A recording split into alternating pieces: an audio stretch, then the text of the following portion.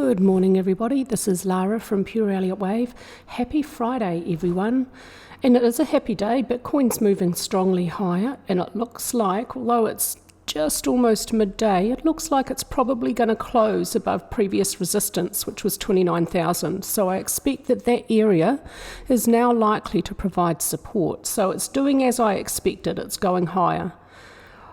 After this session, look out for a back test of support, which is just below 29,000. When that's done, I'll expect price to again move up and away, and next resistance, about 31,000, may be where the next consolidation or pullback may begin.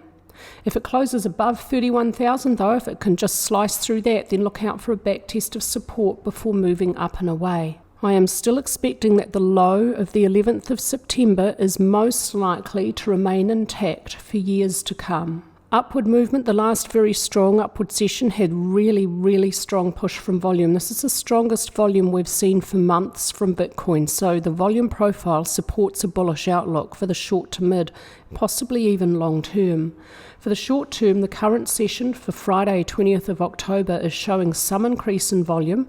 It's early days of the next potential parabolic growth curve though, so I'll be looking for more upward sessions and starting to see volume. If we can see volume increase beyond the 16th of October, that would be really bullish. But so far for this session, we do have upward movement with an increase in volume compared to the previous three sessions. That is a bullish volume profile. The black ADX line has a positive slope, and so it is telling us there is a trend. The positive DX line is above the negative, so the trend is up. I use ADX as a trending indicator, and the reason why I use this and I rely so heavily on it is at any one time a market's only going to be doing one of two things. It's going to be trending or it's going to be consolidating. There are three directions for price. There is up, down, or sideways. ADX is going to help tell you what direction price is going in. When the black ADX line is declining, the market is consolidating. It's most likely sideways, or it's in a flux from one direction to another. When the black ADX line has a positive slope and is above 15, the market is trending, and the positioning of the DX lines tells you what direction the trend is in. Whichever DX line is on top is the direction of the trend. So currently, ADX is sloping upward, positive DX lines above negative, there's an upward trend in place. This is a lagging indicator though. It's based on a 14-day average. It's based on past data because past data is all we've got to go on. So we have to use what we've got. When the market is trending, I use RSI and money flow in conjunction with ADX to identify when the trend is extreme. Currently, the trend is in a relatively early stage. Neither money flow nor RSI are overbought, and ADX is not extreme. RSI is still neutral, and the ADX line is well below 45, which is just the beginning of extreme for Bitcoin. ADX is bound from 0 to 100, and for Bitcoin, when you look at its previous strong bullish runs, ADX can reach even up to 90. So this market can get very extreme. We're a long way to go before this trend is in any danger of turning. This is an extremely bullish look for Bitcoin. It's in a very early stage of a bullish trend. For Ethereum, the weekly Elliott Wave count, I just want to draw your attention again to this trend line. On the weekly chart, I see a primary degree third wave in an early stage with intermediate 1-2, minor 1-2.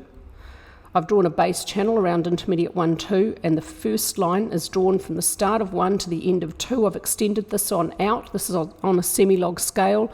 The end of minor 2 overshot the lower edge of the channel, and it's having a little bit of trouble getting back above that line. On the daily chart, you can see it a little bit more clearly, a little bit closer up.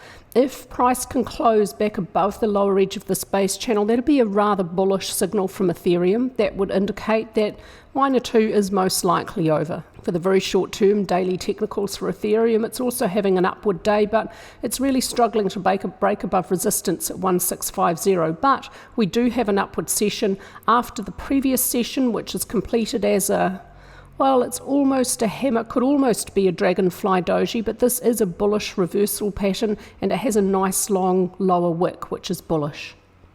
So finding support still at 1550. Let's expect it's most likely to break above resistance at 1650 sooner rather than later now. There is some push from volume pushing price higher, so this is really good to see for a bullish case. For Ethereum, the ADX line is declining, so it's telling us there's no clear trend. Again, this is a lagging indicator. The previous downward trend was reached very extreme because the black ADX line was above 45 and above both DX lines.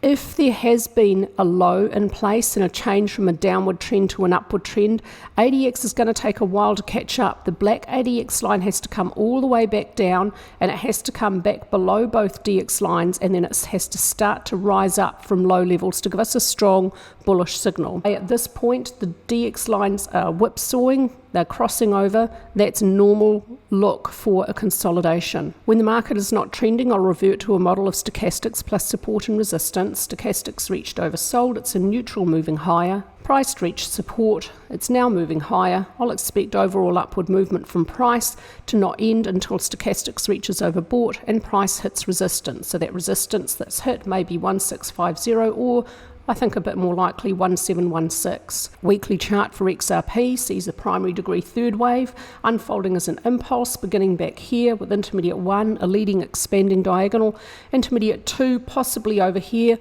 On an arithmetic calculation, I think it's a 74.5% correction of intermediate 1, so it's a bit shallow for a big second wave for a crypto. They're normally more like 80 to 90%, so if we do see this low breach, then it would be a more normal depth for intermediate 2 to end between 0.40954 and 0.34447. Intermediate 2 may not move beyond the start of 1 below 0.2794. One of the nice things about Elliott Wave is all bar one of its rules are absolute. A new low by any amount at any time frame, a fraction of a cent on a tick chart, is enough to invalidate the wave count. If that happened, then primary 2 would have to be continuing lower. On the daily chart, here's the end of intermediate 2, the start of intermediate 3 within primary 3 within cycle 3, with minor 1, minor 2, minute 1, minute 2. XRP is having a good strong upward session yesterday. Look out for next strong resistance for XRP at 55 cents. This resistance is really strong. I expect on the next attempt when price gets up here, it's quite likely it's going to finally slice through that. If it does, look for price to move up and away and then come down to test support about that area before then continuing on higher to next resistance. Yesterday's upward session is bullish. Volume is pushing price higher. There's an increase in range with support from volume. That's really good to see. Today, ADX now has a positive slope for XRP. Now, this is not the strongest bullish signal ADX can give, but it's a decently strong bullish signal.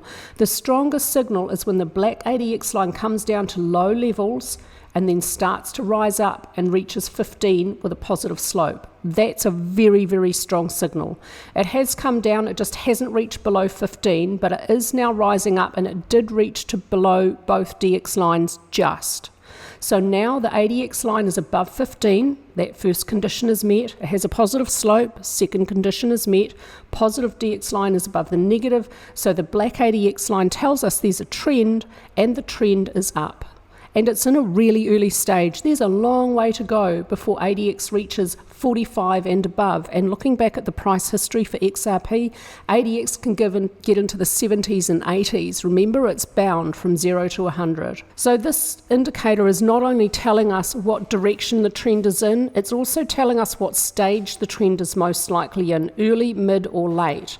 And when it gets to very extreme and other indicators get overbought and exhibit bearish divergence, that's when your trend is in danger of ending. Right now, it's a long way to go before that happens. RSI is neutral. There's a long way before that's overbought. It can reach deeply overbought and exhibit multiple bearish divergence for this market toward the end of a trend. In fact, if you look back at the strong bullish runs for cryptocurrencies, RSI can reach deeply overbought really quite early in those bullish runs. Money flow also neutral, so there's a long way to go before this reaches overbought. That's it for me with a quick update for you today, and I hope everyone is looking forward to a fabulous weekend.